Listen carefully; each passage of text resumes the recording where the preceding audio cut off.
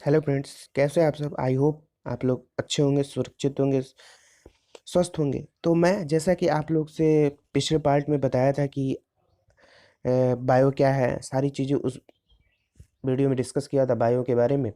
तो मैं आप लोगों को ये भी बताया था कि अगला पार्ट मेरा सेल का रहेगा, सेल एंड सेल स्ट्रक्चर का रहेगा। तो मैं आज लेकर आया हूँ सेल और सेल स्ट्रक्चर के बारे में, तो जो कि बहुत ही इंटरेस्टिंग टॉपिक है। आप लोगों को एकदम ट्रिक वाइज एकदम याद करा देने वाली तुरंत।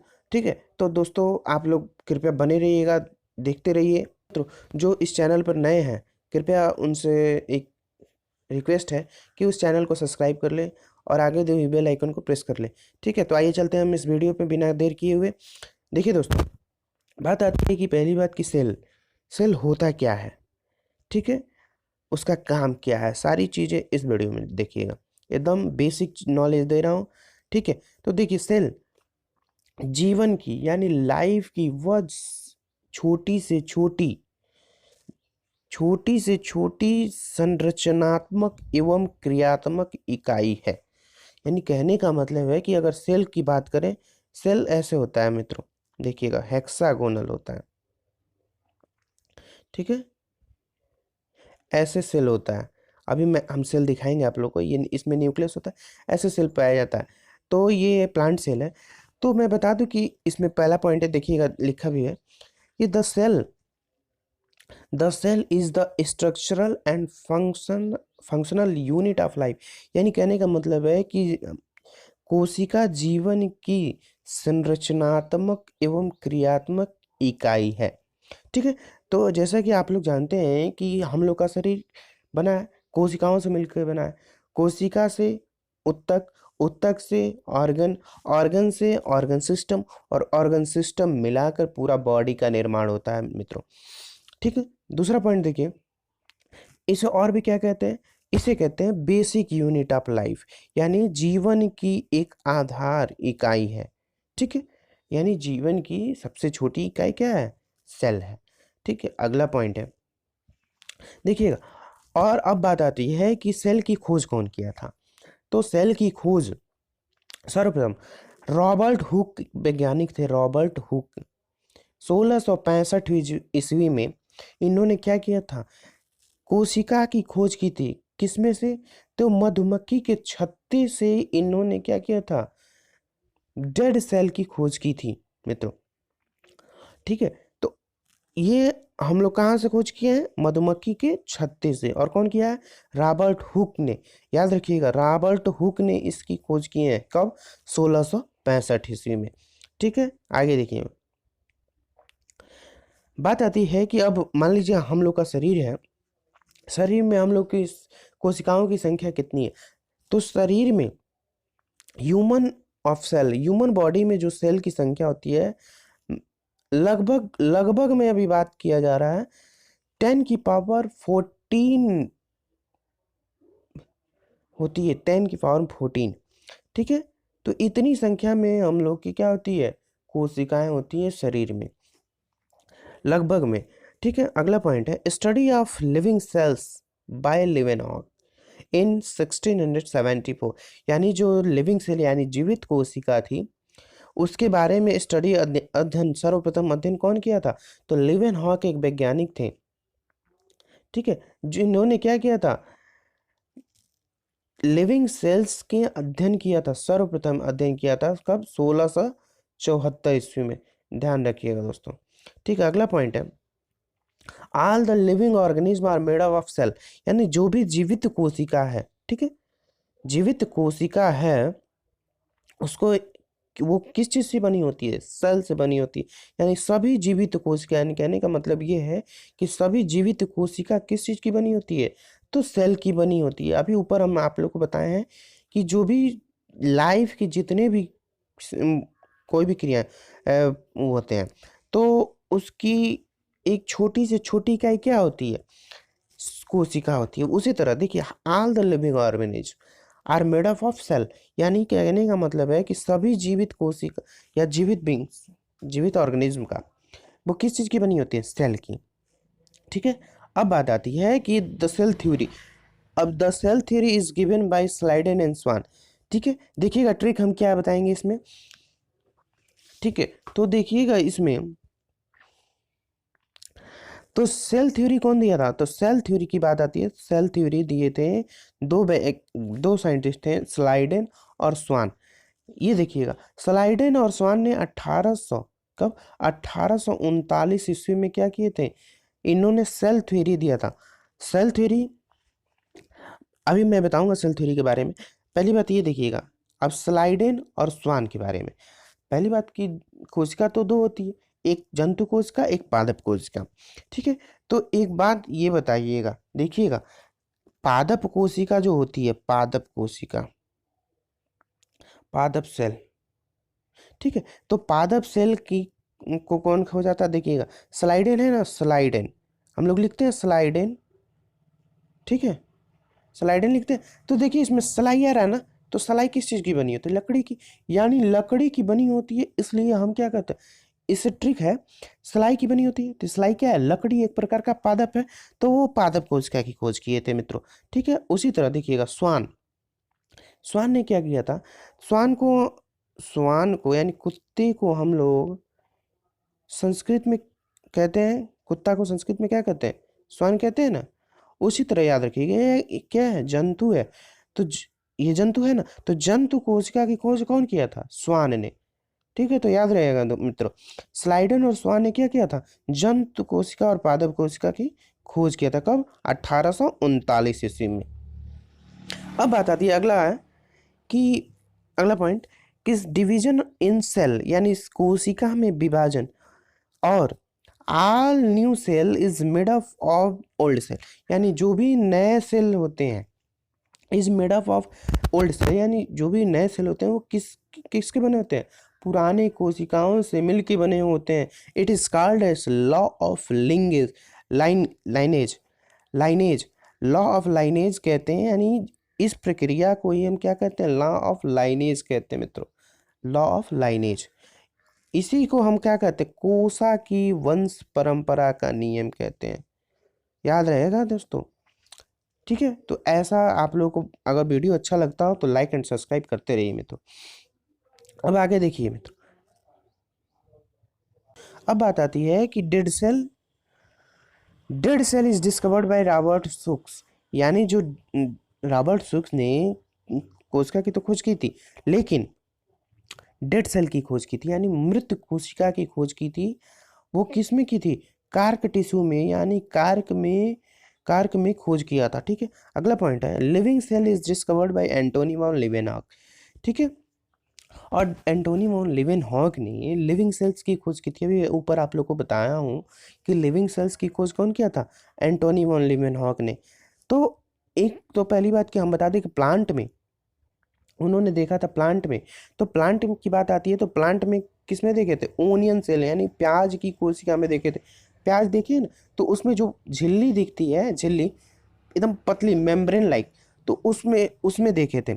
और दूसरा देखे थे एनिमल में, यानी टिथ सेल में, यानी दांत की कोशिका में उन्होंने क्या किया था, जीवित कोशिका की खोज की थी, इन्होंने प्लांट और एनिमल में खोज किया था। अब बात आती है कि लार्जेस्ट सेल इन यूनिवर्स, यानी विश्व में सबसे लार्जेस्ट यानी बड़ी कोशिका किसकी होती है, तो ऑस्ट्रिच की होती है, ऑस्ट्रिच सेल, यानी शुतुरमुर्ग का अंडा कि इसकी कोशिका क्या होती है, सबसे बड़ी होती है। अब बात आती है कि smallest cell in universe, smallest cell in universe, बात आती है कि इसमें ये बैक्टीरिया नहीं होगा दोस्तों, यहाँ पे गलती से लिखा गया। ठीक है, तो उसकी होती है, ठीक है, इसको देखिएगा, इसको कहते हैं माइकोप्लाज्मा गैलास्पेक्टम। एक बात याद रखिएगा दोस्तों, इसकी साइज क्या होती है, इसकी साइज होती है 0.0001 माइक्रोमीटर। याद रहे, देखिएगा सबसे छोटी कोशिकाओं की ये क्या है, साइज है, माइकोप्लाज्मा गैलास्पेक्टम। इसी को हम लोग दोस्तों पीपीएलओ कहते हैं, पीपीएलओ, यानी प्लूरो न्यूमोनिया लाइक ऑर्गेनिज्म, इसी को क्या कहते हैं। हाँ दोस्तों, एक बात और याद रखिएगा पीपीएलयू को ही और क्या कहते हैं, सबसे इंटरेस्टिंग पॉइंट, पीपीएलयू को और क्या कहते हैं, किंगडम ऑफ, हाँ ये कहते हैं जोकर, हाँ देखिए जोकर ऑफ प्लांट किंगडम कहते हैं इसको, प्लांट किंगडम। तो दोस्तों याद रखिएगा, इसी को माइकोप्लाज्मा गैलास्पेक्टम जो होता है, इसी को पीपीएलओ कहते हैं, पीपीएलओ, ठीक है।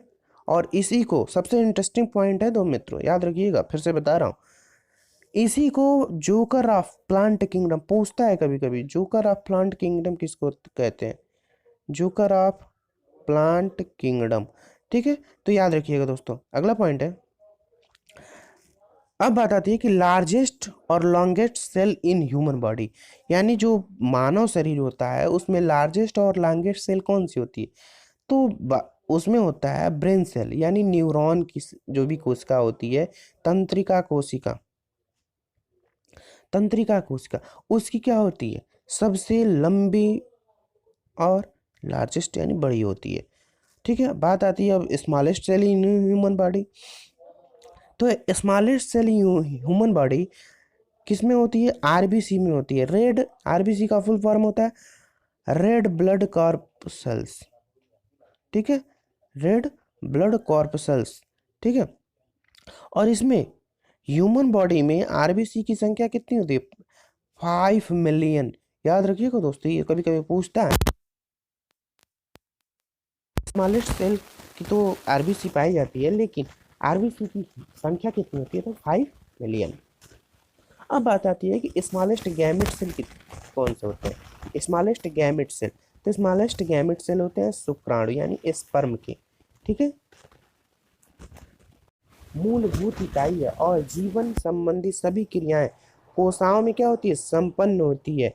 दूसरा पॉइंट क्या है, दूसरा पॉइंट ये दिए थे कि आल सेल्स यानी सभी cells arise from the pre existing cell, यानी सभी कोशिकाएं पूर्ववर्ती जीवित कोशिकाओं से क्या होती है, बनती है। तो दोस्तों ये रहा इनका सेल थ्योरी। अब आगे बात करते हैं आप लोग से। देखिए मित्रों, अब बात आती है कि जो सेल तो होता है, तो सेल कितने होते हैं, एक यूनिसेलर भी होता है, एक मल्टी सेलर भी होता है। तो यूनिसेलर में बात करें तो यूनी का मतलब, देखिए ट्रिक बता रहा हूँ, यूनी का मतलब होता है एक, यूनी का मतलब होता है 1, ठीक है, जिसमें एक कोशिका पाई जाती है उसे क्या कहते हैं, यूनिसेलर कहते हैं मित्र, यूनिसेलर। एग्जाम्पल के तौर पे जैसे कि मान लीजिए बैक्टीरिया हुआ, ईस्ट हुआ, डायटम्स हुआ, एटीसी एक्सेट्रा, ठीक है। अब बात आती है कि मल्टी सेलर, मल्टी का मतलब होता है कई, ठीक है, मल्टी का मतलब होता है कई यानी एन, उसमें क्या होता है, ठीक है। तो इसमें होता है कि इसमें मल्टी का मतलब कई होता है, इसमें कई कोशिकाओं का समूह होता है, इसीलिए हम क्या कहते हैं, मल्टी सेलुलर कहते हैं। जैसे प्लांट्स हुआ, एनिमल हुआ, ह्यूमन बॉडी हुआ, ह्यूमन बॉडी में कितने अभी कोशिका पाई जाती है, तो 10 की पावर 14, अभी बताए थे ऊपर, 10 की पावर 14 सेल्स क्या होती हैं, पाई जाती हैं लगभग में, ठीक है। अब बात आती है कि हम लोग तो पढ़ लिए, अब बात आती है कि टाइप्स ऑफ सेल कितने होते हैं, कोशिका के प्रकार कितने होते हैं मित्रों, ठीक है। कोशिका के प्रकार की बात बता दें तो कोशिका जीवधारियों में 2 प्रकार की सेल्स पाई जाती हैं, यानी जीवधारियों में 2 प्रकार की सेल पाई जाती हैं। पहला है प्रोकैरियोटिक और दूसरा है यूकैरियोटिक, ठीक है। यूकैरियोटिक अभी नीचे दिया है, बता रहे हैं। तो आप लोग देखिए प्रोकैरियोटिक, ठीक देखिएगा, ठीक है। प्रोकैरियोटिक है ना, तो प्रो का मतलब होता है प्रीमिटिव, प्रो का मतलब होता है प्रीमिटिव, प्रीमिटिव यानी प्रीमिटिव का मतलब क्या होता है, इन देख पुराना यानी पुरानी, और कैरियन का मतलब होता है न्यूक्लियस यानी केंद्र, यानी पुराना केंद्र। जिस केंद्र के बाहर केंद्रक झिल्ली नहीं पाई जाती है उसे हम प्रोकैरियोटिक कहते हैं मित्रों, ये याद रखिएगा। अब बात आती है यूकैरियोटिक पे। यूकैरियोटिक देखा जाए तो यूकैरियोटिक है, यूकैरियोटिक यू और कैरियोटिक से मिल के बना होता है, जो कि यू का मतलब होता है गुड यानी ट्रू, अच्छा या सही, और कैरियन का मतलब होता है न्यूक्लियस, तो न्यूक्लियस यानी केंद्र, यानी जिस कोश केंद्र के बाहर केंद्र झिल्ली पाई जाती है उसे हम यूकैरियोटिक सेल कहते हैं। जैसे कि आप लोग अभी प्लांट सेल वगैरह या एनिमल सेल पढ़ेंगे तो उसके बारे में मैं डिफाइन करूँगा, ठीक है। तो अगर आप लोग को आज अगर कोई भी इस क्लास में डाउट होगी तो तुरंत हमारे कमेंट बॉक्स में कमेंट करके पूछ सकते हैं या इंस्टाग्राम पे फॉलो करके पूछ सकते हैं। देखिए मैं आप लोगों को बता दूं, दिखा दे रहा हूँ प्लांट सेल। देखिए मित्रों, यही है प्लांट सेल, पादप यानी पादप कोशिका। तो इसमें सारी चीज़ें जो अभी दिख रही हैं सब सेल ऑर्गेनेल्स हैं, ठीक है। देखिए हेक्सागोनल है ना, 1 2 3 4 5 6, ये 6 यानी 6 सेक्शन में होता है, यानी हेक्सा, ठीक है। हेक्सा यानी देखिए इसमें क्या क्या पाई जाती है, सेल ऑर्गेनेल्स इसको बोलते हैं, केंद्रक पाई जाती है, ठीक है। साइटो, हम आप लोगों को शुरू से बता दे रहे हैं। इसमें देखिएगा पहले की कोशिका भित्ति पाई जाती है, इसमें कोशिका भित्ति हुआ, ठीक है। कोशिका भित्ति के बाद इसमें केंद्रक पाया जाता है, साइटोप्लाज्म है, राइबोसोम है, माइटोकॉन्ड्रिया है, कोशिका झिल्ली है, गोल्गी का है, अंतःप्रद्य बीजालिका है, हरित लवक है, रिक्तिका इत्यादि सारी क्या है, सेल ऑर्गेनेल्स है। इसमें के बारे में हम लोग आगे वीडियो में डिस्कस करेंगे। तो दोस्तों अगर वीडियो अच्छा लगे तो लाइक एंड सब्सक्राइब जरूर करिएगा।